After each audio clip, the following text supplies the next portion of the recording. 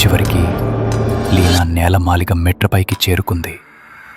ఆ చీకటిలో రాతి పలక నుండి ఒక మసక వెలుగు లీనా వైపు ప్రసరించింది.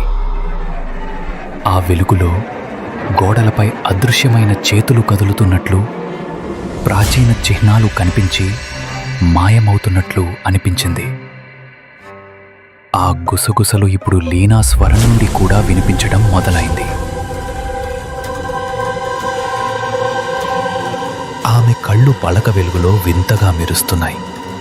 రోహన్, ప్రియా కేకలు వేయగలిగారు, కాని వారి స్వరాలు ఆ ఇంటి గోడల్లోనే కలిసిపోయాయి.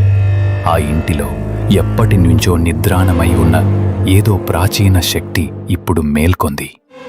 అది లీనాను తన వైపు లాగుతోందా, లేక ఆమె ద్వారా బయటపడాలని చూస్తుందా?